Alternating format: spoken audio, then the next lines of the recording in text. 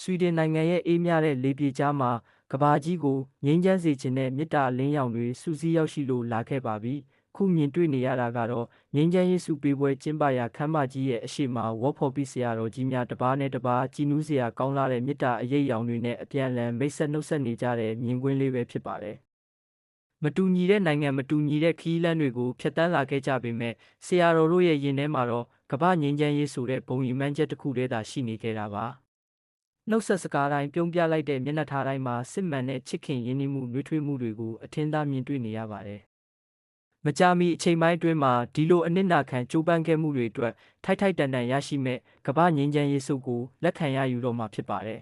။မင်္ဂလာရှိလာတဲ့ဒီအချိန်ကိုထာဝရအမတ်တရဖြစ်စေဖို့အတွက်ဆရာတော်များစုပေါင်းပြီးအပြုံးပန်းများစွာနဲ့အမတ်တရတပ်ပုံများလည်းရိုက်ကူးခဲ့ကြပါတယ်။ဒီတပ်ပုံတစ်ပုံချင်းစီဟာတမိုင်းဝင်ငြိမ်းချမ်းရေးရဲ့တင်ကေတတစ်ခုအဖြစ်ကျန်ရစ်ခဲ့တော့မှာပါ။အခုဆိုရင်တော့အခမ်းအနားစတင်ဖို့အတွက်ဆရာတော်ကြီးများခမ်းမကြီးတွင်သို့စိတ်အေးချမ်းသာစွာနဲ့ကြွရောက်သွားကြပြီပဲဖြစ်ပါတယ်။